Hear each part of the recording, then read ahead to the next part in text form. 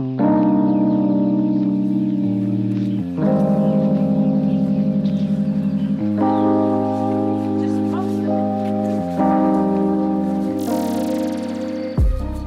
everyone back to the podcast Black Terms, a Tandem Ed podcast. Thanks to everyone again for tapping in with us.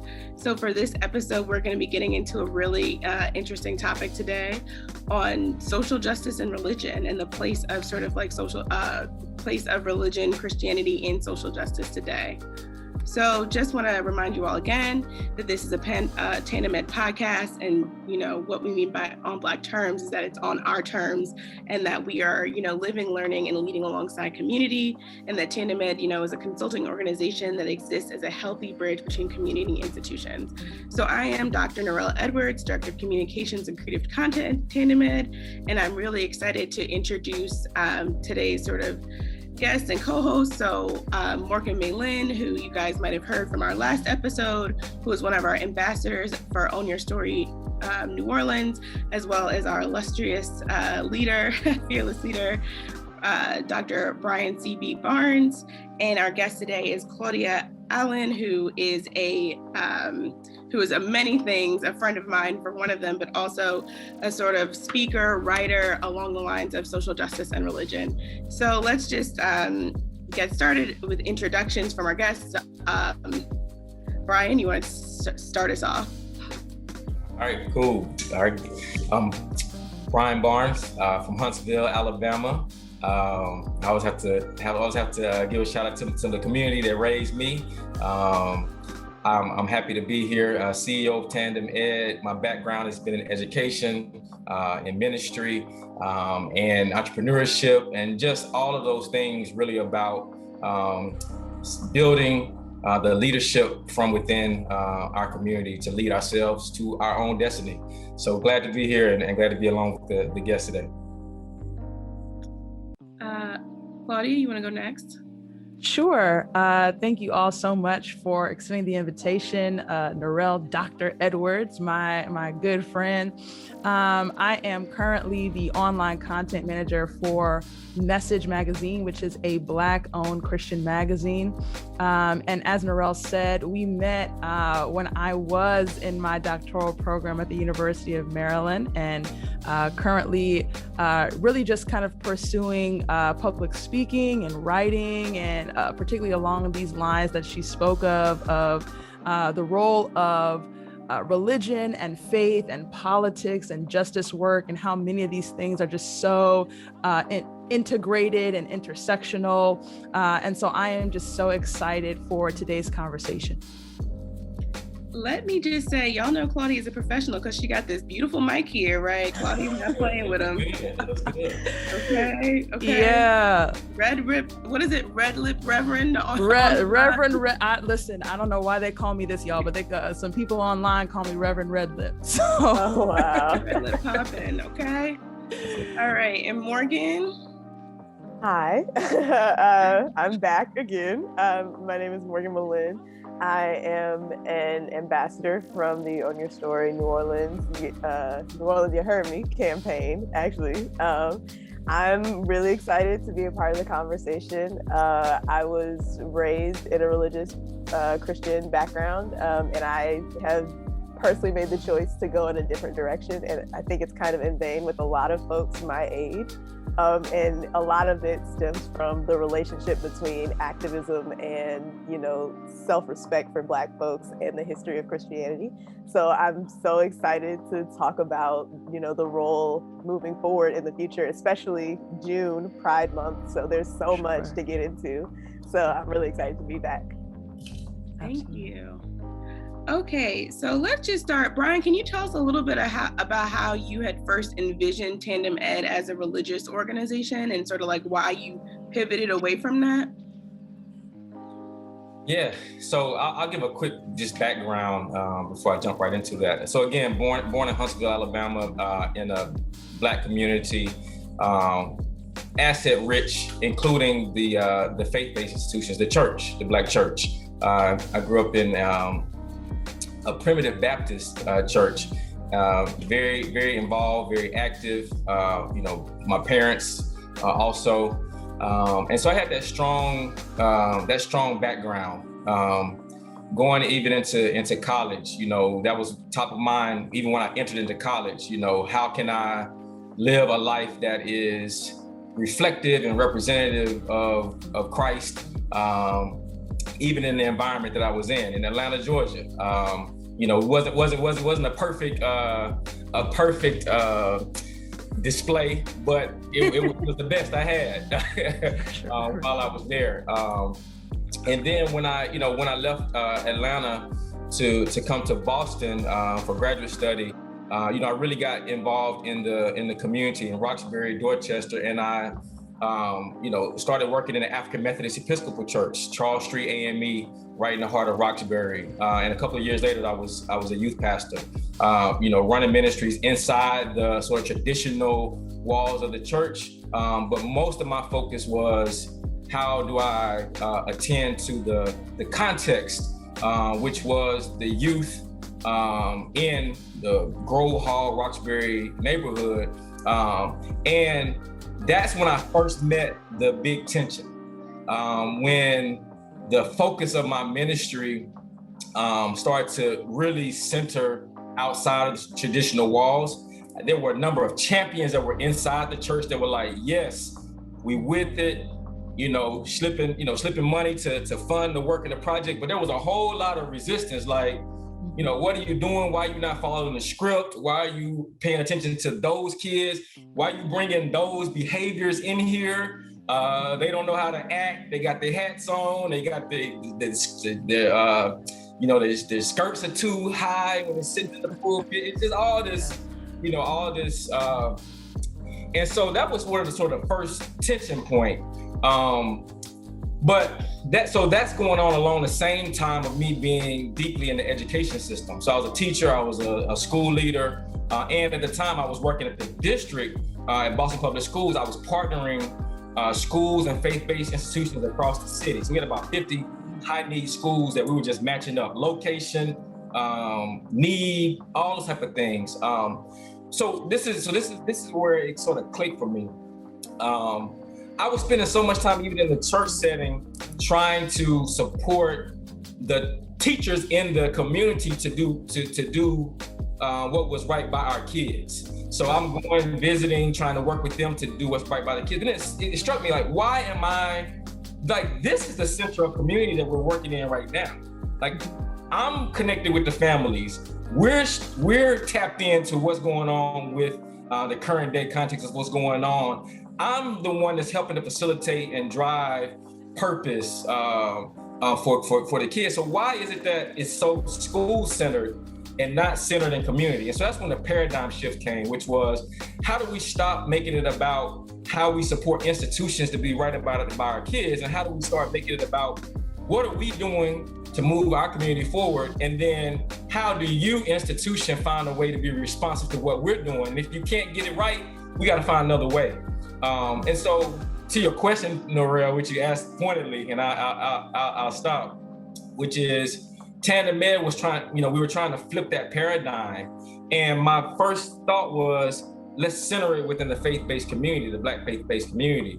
But as we'll get into discussion later, what I found is that the heartbeat of our community is not always found in the Black Christian church or tradition. And so any movement that's going to be built, centered on that, and especially if it's exclusive, it's not going to get the momentum and the drive of the people that matter. So that's sort of, the short of it, but I'll stop, Norrell. Okay, thank you. Definitely thank you for giving us the helpful background about your deep inclusion, in faith-based community and how that really sort of centered you. So I guess the next question I really have is why is that, right? Why do we feel that or think that, or why is it true that, to get everyone in, the faith-based, approach might not be the way to get everyone in? Like, is it turning some people off? Like, what exactly is it? And maybe Claudia or Morgan, if you want to sort of speak to that, your thoughts on that. Yeah, sure. So I'd probably start with more of a history of our social movements. You know, when we start with, let's say, the civil rights movement, that's a movement that was literally birthed out of the Black Baptist Church, right? And so one of the reasons why MLK is so praised and revered and loved, in my opinion, is because he was a Christian pastor, right? And he was preaching an approach to racism, injustice, that is rooted in the Bible as a sacred text and is rooted in the notion of turn the other cheek. It's the exact reason why, in the contrast, Malcolm X is teaching and preaching and working at the exact same time, but his attachment is to the Nation of Islam. And his sacred text that he references and speaks on is the Quran. And so when you are in America in the 1950s and you have this narrative or this idea that America is a Christian nation, then any spirituality or religious system that is outside of Christianity is not just othered, but it is a threat. And so what ends up happening is we as a community, because of the quote unquote success of the civil rights movement, now have drunk the Kool-Aid in believing that all of our civil rights or all of our social movements must now be rooted in Christianity. So that now when we come to this present moment and people are saying, well, we've got the Black Lives Matter movement, that they're not spiritual, they're not religious, like they're doing everything, you know, just based on the work and the ideology. And quite frankly, that's just untrue. The Black Lives Matter movement is definitely a spiritual movement. It's totally a religious movement, but it's not an Abrahamic movement. It has nothing to do with Judaism, Christianity, or Islam. And it is rooted rather in West African spirituality. And that is what is extremely problematic for many who are a part of Christian denominations, because they categorize that as other, as threat, as this is the occult, this is spiritualism, we are supposed to have nothing to do with this. And so I think that when we talk about whether or not our spiritual movements should be attached to our social movements, I don't think that we as a people can actually separate them. But I think what we do have to do in this more modern period or this postmodern period is to absolve ourselves of the idea that our social movements must be attached to Christianity. And I think that as a people, we are always a spiritual people. We have always been a religious people. Everything that we do in the secular and social world will be intimately attached to the divine and our understanding of the divine and our understanding of the sacred. But it might not always be attached to an Abrahamic religion. And that is where I think that there is becoming a lot of tension within even our own community, as well as the white evangelical American Christian community that many of us happen to belong to, whether it be their denominations or their churches and things of that nature. By trying to do the work of social justice, particularly within white evangelical American churches, you are in essence immediately putting yourself in an upward climb movement, and then on top of that, to attach it to an organization that potentially would be viewed as the occult or spiritualism just makes your work as a Christian social activist even harder. Wow. Thank you, Claudia. That is definitely something to think about in terms of sort of like, I mean, I've never thought about that before, about Black Lives Matter really being sort of like, you know, still grounded in spiritualism, but like a West African, and that makes a lot of sense, right? Morgan, I'm curious if you have any thoughts, particularly as someone who you said grew up in a religious background, but maybe sort of felt like as you grew older or more sort of like open. And I think that too, just really quickly, there's always this joke about, you know, how, you know, you go to college and you get woke, you know, before you were sort of trapped in whatever was, you know, your background from back home. And then you come back from college and you're like, I'm an oppressed person. I don't believe in any of these institutions that, you know, had prior, you know, I believed in. So I'm wondering if that was something like your experience, Morgan, or. Well, so I'll say this. it was not quite as dramatic as I would have loved for it to be. My awakening to my truer self.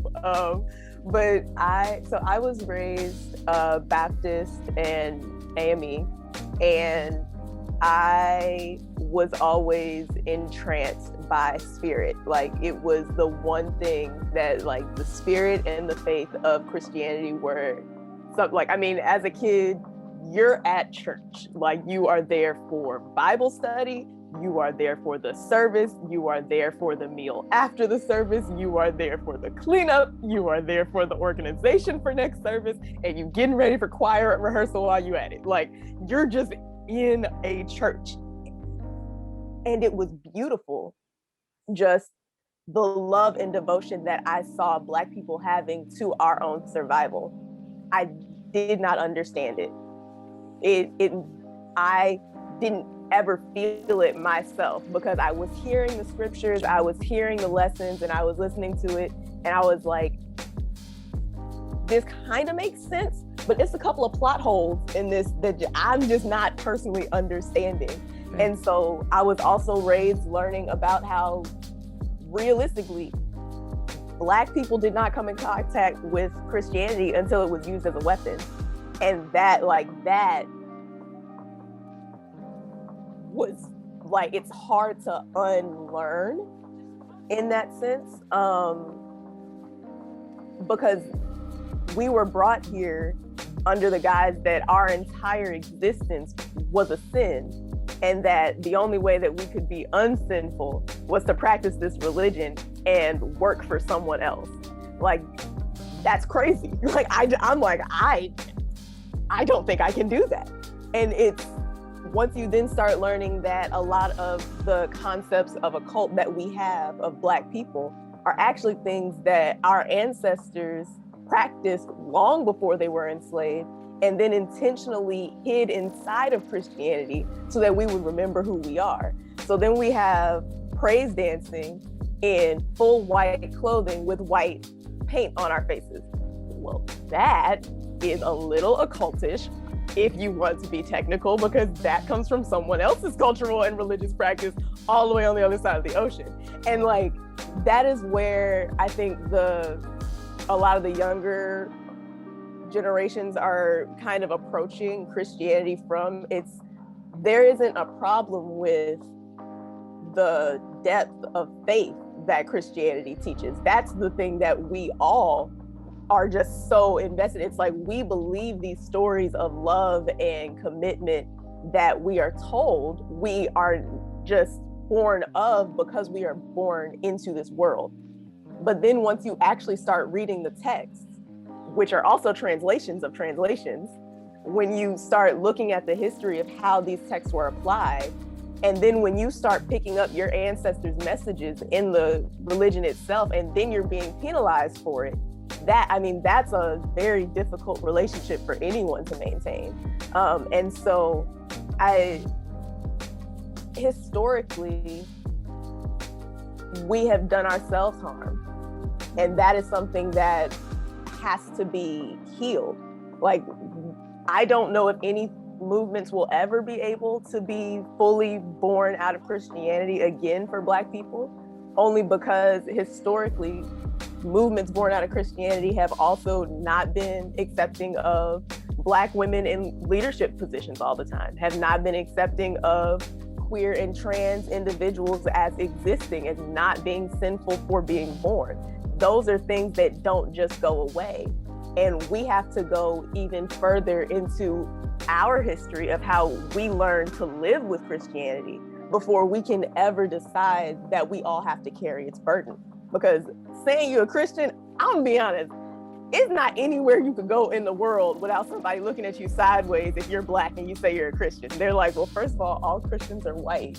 And I mean, like, what do you guys do? Like, what is a Black Christian? What do you do? And it's like, we feel like we have faith, but it's like, dang, like, you can't be Black and something anywhere in the world. And that's something that we're all trying to overcome.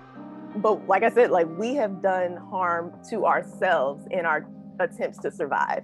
And that is absolutely necessary to rediscover and to heal from. That's why a lot of folks turn to spirituality, because a lot of it is focused in healing and self-growth, and like, how do you survive a situation in which you are told your existence is the problem? Like that, I think it's going to be very complicated, but it has to start with conversations like these, like people having honest conversations about the roles that Christianity as an entire religion have played for Black people, but also the roles that some of our spiritual and religious leaders have played, some of the roles that the institutions and their finances have played. Like, there are lots of churches that have unfortunately sold out Black folks so that they could get their tax credits. Like, that's a history, and we got to talk about it, because if we don't, then we feel like we are being played and like we are lying to ourselves, and no one wants to heal when they're being lied to. So, man, that's so good, Morgan. I mean, you said so much that I would love to respond to. You know, I think one of the reasons, and I think this gets back to even your question, Norrell, of why do we not, kind of create, nonprofit organizations and root them in a particular faith, particularly that of Christianity. And based on what Morgan has said, I don't know how many people have come to me and said, Claudia, Christianity is a white man's religion, right? Christianity is a white man's religion. They gave us this religion when we came on shore over here, and it is a weapon that's being used to control and attack our bodies. And because of this, we must let go of the white man's Christ, right? Because Jesus is a figment of the white man's imagination. He is not real, but rather he is a weapon used against us, right? This is what many people think. But what I actually believe, and what I try to encourage people to do, is to actually, James Cone, in his book, God of the Oppressed, he racializes Christ. Technically, County Cullen did it first, but James Cone makes Jesus Black, right? And in doing so, he basically argues that Jesus had a similar experience to Black people in America. But what is of greater import for his work is that he calls us to come to an understanding of the historical Christ. So when we really understand what Christianity is not a Western religion created by Nordic white people to control Black people. Christianity is an Eastern religion about an Eastern God written by Eastern people. In other words, it's colored people writing about colored people, about a God that came and put on flesh and became a colored person so he could save colored people. That is the historical Christianity. Now, what has happened is during the colonial period, that Eastern colored Christianity was co-opted and used as a weapon to enslave us. And so now, just like you're saying, Morgan, we've got all this baggage attached to Christianity. So now we don't want to have anything to do with a religion that really in its origin is actually for our liberation. So that what we have to do is we have to separate the white supremacist narrative that has been attached to Christianity in order for Christianity to be of service to Black people in America. So long as it remains a Western white man's religion, it can be of no service to us. And that is the tension that we are in, is that right now we have Black people that are trying to hold on to the white Western version of Christianity that they were given, rather than open their minds to engaging in an Eastern exploration of Christianity that could actually make space for some of the things that you're talking about. The other thing is that I wanted to respond to, we were Christian before we got here. Now, that is not to say that all Africans on the continent were Christian, but there were Christian Africans before they came over in their slave ships.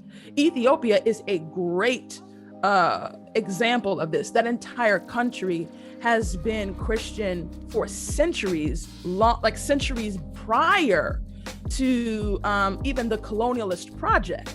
And so we have been Christian, we have been Muslim, and we have also engaged in our own traditional forms of spirituality that are very different from Christianity, and some that are extremely similar. There was a book I read that literally talks about how there are certain countries in Africa that literally practice the Jewish Sabbath, but they had no contact with Jews prior to that. They had like a specific name for it.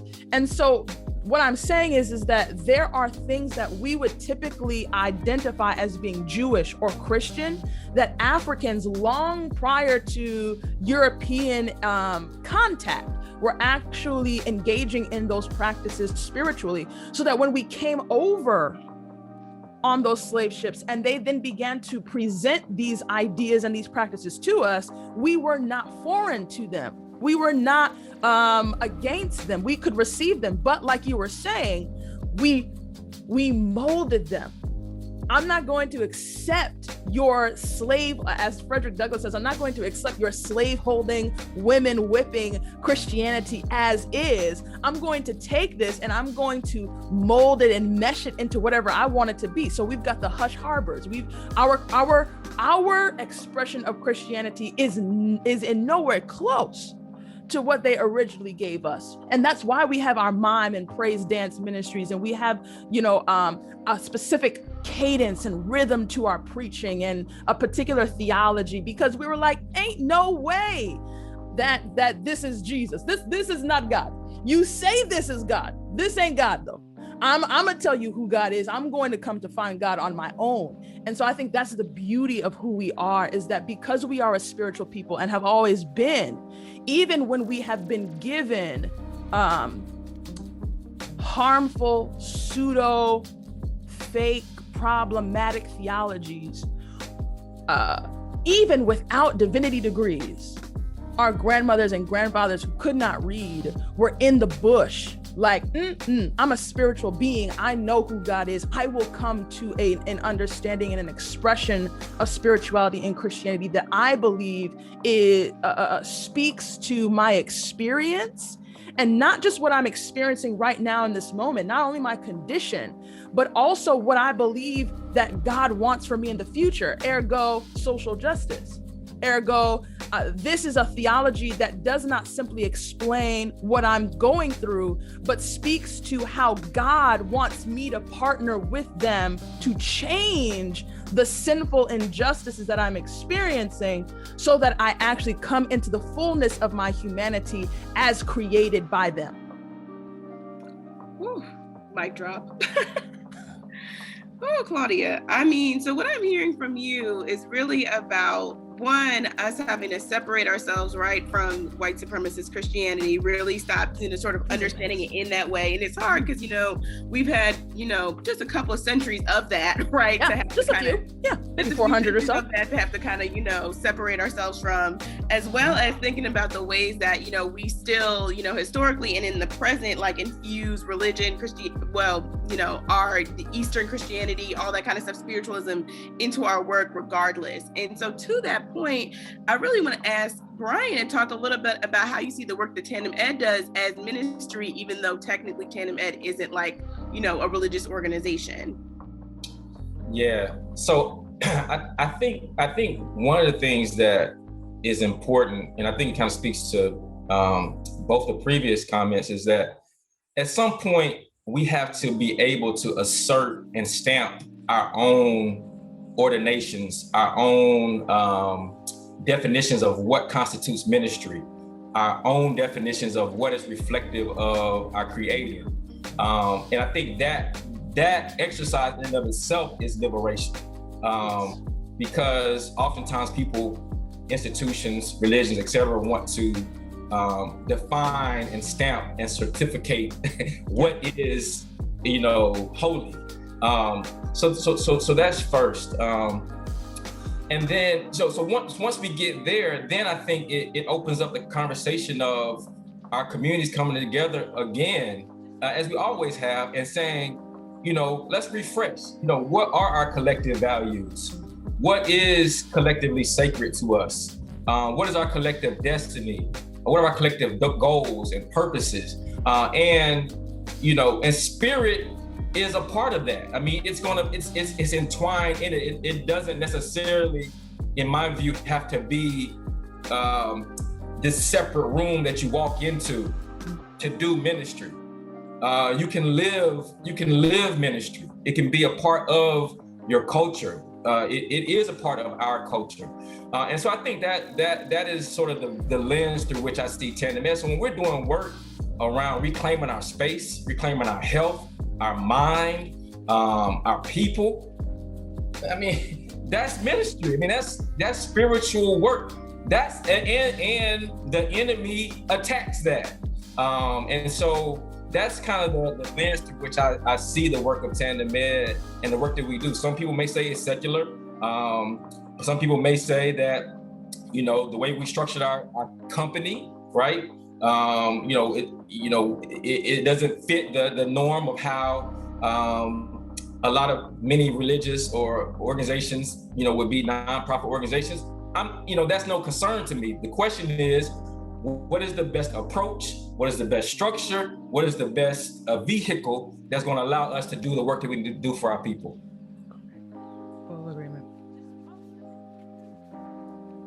Thank you. Yes. What is the best vehicle to do the work? And so I'm curious, Claudia, from your perspective, from the work that you're doing, what is the best vehicle for you to do the work? I think in particular, I know you come from an Adventist background, so I'm curious some of the tensions you come up in that space, and I'm sure there might be many, tell us a little about it.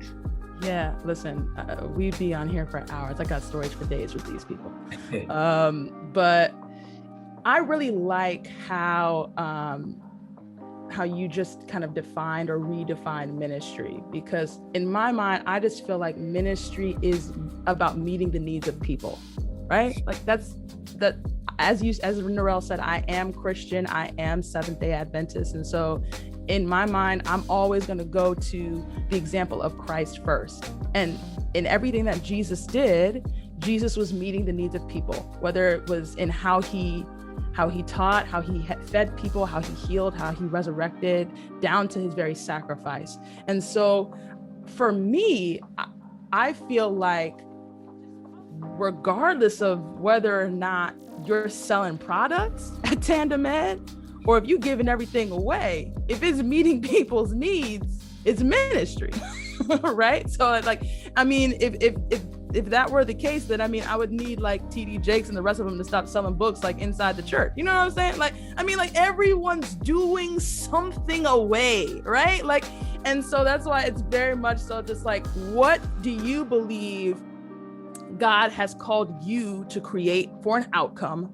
And like he said, what are the best tools and avenues to do that? Now, in my particular denomination, this is a white evangelical church. They are extremely conservative. And one of the things that they hang their hat on is the separation of church and state. And they use this teaching to basically suggest that we as Adventists should have nothing to do with what's happening in the world around us. And in fact, we should just be focusing exclusively on baptizing each and every one of you on this Zoom here into Adventism, because guess what? Jesus is coming. And Jesus is our escape route. And so we're going to escape the earth and not have to deal with any of the problems that exist on this planet if everyone would just become Adventist, right? Now that's a gross oversimplification, but go ahead, Norrell. Okay, so what you're telling me is this Zoom is on fire and you're gonna lead me to safety, right? And that's what you're supposed to be doing. Oh yeah, listen, the Zoom, the county, the nation, like everything, Satan is running rampant, and he is, in order for you to escape the destruction that God has for him, you must come into the ark of safety. All right? I'm using all of the language. If they watch this, they're gonna be laughing at me. Yes. Okay, all the language. Now, that said, right, that means that when Black people, Black Adventists say, I'm going to a Black Lives Matter march, then you get reprimanded by pastors, right? That means that, you know, if I stand in a pulpit and declare the Christianity that you have been preaching is white supremacist, well, I'm problematic. It means that when I say your approaches to evangelism, the way in which they travel around the world, going to predominantly countries of color, poor developing countries of color, and force them to not embrace Christ, but to embrace their understanding of Adventism and whiteness. And so I call their modes of evangelism just simply modern day colonization. Well, so that's why I say I have stories for days. They don't, I'm waiting to kind of get blacklisted or disfellowshipped, something of that nature with the kind of stuff I say. But what I do know is that there is also a move in the Adventist church that I have also been noticing. I'm not the only one that's preaching this stuff and teaching this stuff and advocating for the church to grow and change and to become way more conscious about ministry, right? And not so conscious about getting into some kind of a proverbial boat so that you can escape and go home within the second coming, but to actually find some rootedness in being in community and condescending and being with people in the way that Jesus did. And so many of us are doing this within Black Adventism and white Adventism. And so there is definitely a change brewing, and many are beginning to receive and figure how to change, make some necessary progress, particularly at least within the local church, and then within a variety of different kind of divisions, whether it's the North American division and then other divisions around the world. But it is not being received from the top level of the church. And that is not anything that I expect. I do not work to change the highest level of Seventh-day Adventist institutionalism. That is impossible. I do not care about changing their minds or even their policies. My passion, my work is, how can I get us at the local level in the street? Full stop. I don't care what you change your policy to be named or do or whatever. I'm talking about there are Black people dying in the street. I'm talking about there are Latino children in cages. And so if you are a pastor or a leader or a layperson that is Adventist and you are in Texas, I'm gonna need you to have something to say or do around immigration. If you are an Adventist and you are out here in the Maryland area, I'm gonna need you to have something to say about what was going on Capitol Hill with our former administration. I'm gonna need you to know where your local food pantry is. I need you to know where the local homeless shelter is. I need you to know where the people that are in need are. And it has nothing to do with making them Adventists. It has nothing to do with baptizing them. It has nothing to do with teaching them, and has everything to do with meeting their very real, physical, emotional, mental, social needs, because that's what Jesus did. Before Jesus ever preached a sermon, he met the needs of the people.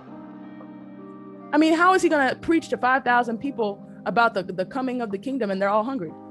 So let me divide these loaves and these breads, and let me feed y'all real quick so you're not thinking about your stomach while I'm trying to do this spiritual ministry. And unfortunately, that is what has been typical of Adventism. We have prioritized prophecy over people. We have prioritized seminars over actually meeting people's needs. And that is what I am constantly trying to disrupt. Is let's put a pause on the Revelation seminar and let's just feed the homeless. No Bible studies this time, just meet the need. So just thinking about that, I mean, that just reminds me of so many institutions, right? I feel like a lot of institutions have no interest in meeting needs, but they really want to tell you about whatever, right? They got they got their little spiel that they're trying to tell you. I mean, we could talk academia, we could talk, we could talk, government. We've seen a lot of different crazy things from different governments where, they tell you this and that, but they're not trying to actually meet the needs of the people. And so I guess really what I'm getting out of this, right, is that we really whatever these institutions do, we really want to make sure that we're still making sure we're meeting people's needs, right? Like these institutions may change, they may not, they might throw you a bone and then switch and go, and then reverse back the other way. Mm-hmm. But ultimately, right, we want to still focus on, just meeting needs, right? And what? Really institutions are made of what? People. Right. In the same vein that I crucify the institutions, I must acknowledge I am the institution. We are the institution. We are a part of them. Whether or not I have a role or a position, like I am an American citizen, right? Like I am a Seventh-day Adventist. I was in the academy. We are all wrapped up in the problem. So it's like in the same way that I can say a system is problematic, I must also acknowledge I am in the system. So that if a system is problematic, then that means to rectify that system, I must start with me. I must start doing something differently. I've got to start living differently and prioritizing people. And in doing that, then the institution and the system has the possibility of changing. That's right? Start with self. I think that we are getting to, these last minutes, but it has been a really interesting and thought-provoking conversation. Let me just say, everyone talked about, where they came from with a religious background. I don't have one. For real. And I just want to ask, what do you think? I just want to ask one last question about how you think geographic location plays into sort of like Black community and religion. Because, y'all know I'm from New York, right outside the city. I'm from the North. Claudia is from what's like the Midwest. Yeah. Brian and Morgan are from what I would say is the South. Maybe some would even say the Deep South. I don't know. Y'all can tell me. And so just kind of even thinking about how the different geographic locations of Black folk also, impact our, perception of sort of like religion, its importance, its, relationship. I think even too, because, the history of, religion, Christianity in the South is strong, right? That Bible Belt exists. And, I guess in the North, not so much. These conversations, not really. So maybe Morgan, if you want to tell me your thoughts about I just have to, because oh my God, the South is so Christian. It is so Christian. It is not an accident. That's the one thing that it is very intentional that we can see the religious meter as you look across the map, because we also have to remember that the land mass of the United States of America was colonized by a group of people who had no idea what was out here. They came here for religious freedom and then did a whole bunch of other stuff. They just started accidentally finding stuff and doing stuff. And so when you start spreading out your reach so far, you have to have something that can manage and maintain all of that. Money and religion. So in the South, they had the money that needed to be maintained, which was for the most part crops and things that had to be produced by enslaved people. Well, religion does twofold. It, one, keeps them in line, and two, gives them something to feel like they have a pursuit of life for. We have faith and we have reason to believe that something better will come next if we have religion. And so they're just pumping all that into the South. They really, come on, keep reading the Bible. You want a hymn? I got you. How about a little spiritual dances? You want a river dance? We got a river dance.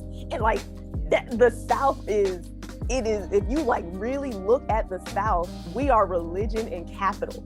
That is everything that is put so that it can send all that stuff up to the North, where they didn't have the same societal oppression kind of structures when it came to how they developed their finances and things like that. There was a little bit more freedom.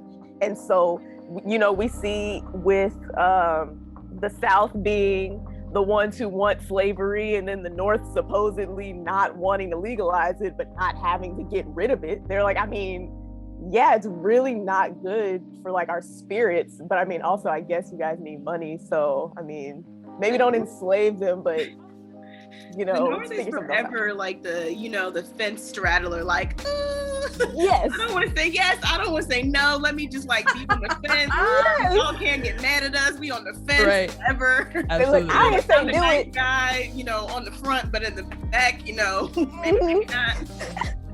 So, you know, and then again, like the Northeast at least is the central brain, I guess, of America. Like that is where everything kind of more or less got started.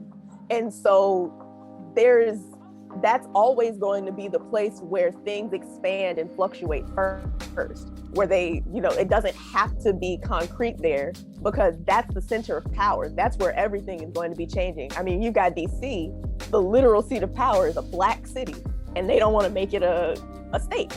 Why? Because that changes things. When you have a bunch of Black Christians who are technically in the South, but DC is also considered the North, that's going to change some power.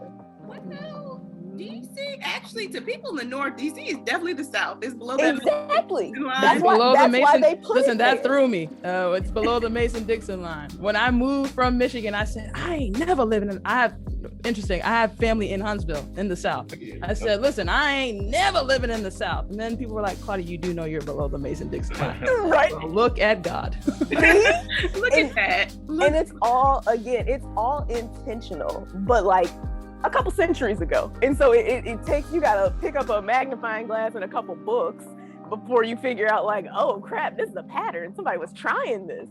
But like the expansion away from the East Coast, that like power structure and everything shifts. You had the South taking over with what they wanted. And then in the West, I mean, the West Coast, there are definitely a few churches out there that because I went to school in California, but like Christianity, like as a whole mass thing for Black people didn't, at least in my experience, it didn't seem like as big of a deal as it did down here.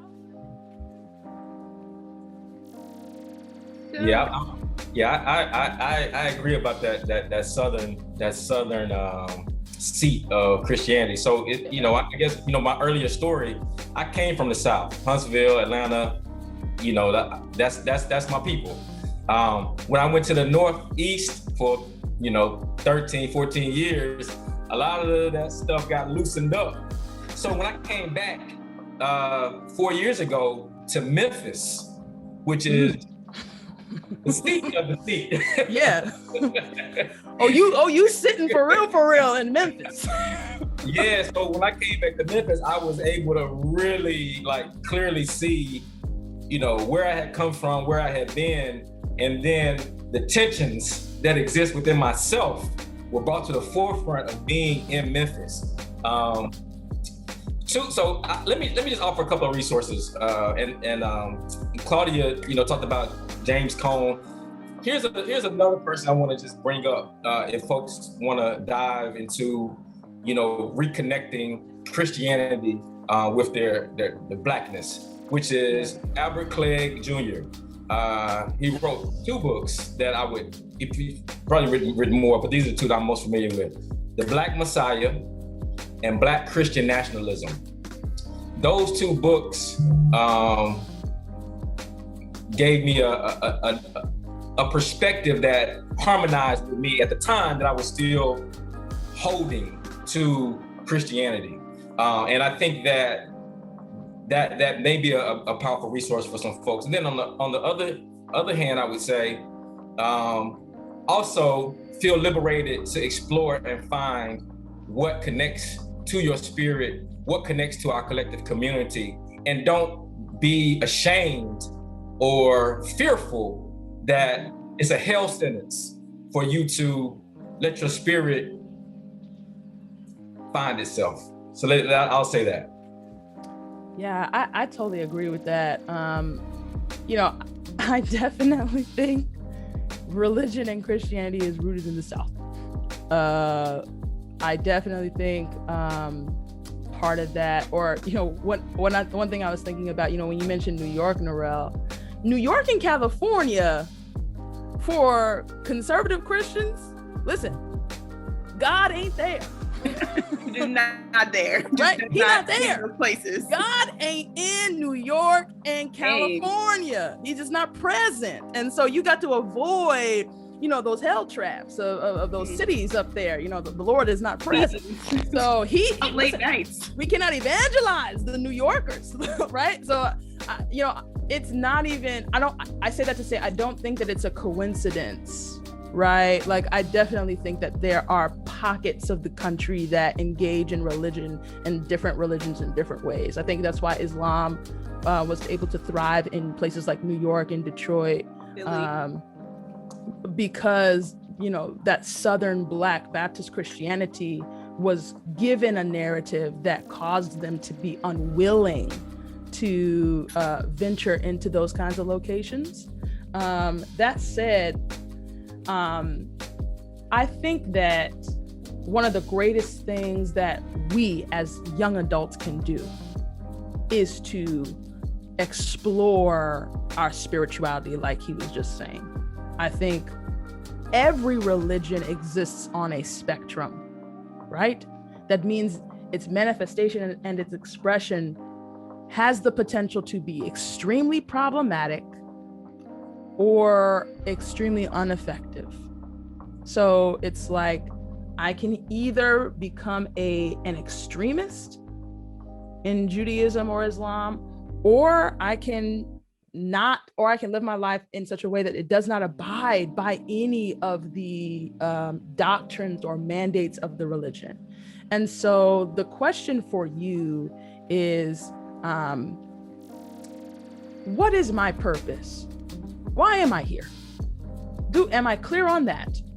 Yes. And if I can figure out who I am and what I'm supposed to be putting out into the earth, then in that journey, I can guarantee you that you are going to connect with some semblance of divinity, because I truly believe that purpose is a spiritual thing. Yes. And so you will find a religious system or a religious culture or doctrines or what have you that best fit with where you are in your life and are speaking to what you are experiencing and are speaking to where you would like and want to go in your life. And my admonition to people is to not allow white supremacy to stifle that exploratory experience for you, because in that vein, that could keep you from looking into absolutely everything. And it could taint and discolor so many things and cause you to have a misunderstanding about what a religious entity even believes in, but because you have been given narratives and rumors about it. So that's my thing. We're talking about trying to figure out the correlation between social justice and spirituality. My thing is, what is the spiritual system or religion that you believe best aligns with what you believe about God? And then from there, does that spiritual system teach you about yourself, show you purpose, give you meaning? And then is it leading and guiding you to change the lives of the people around you?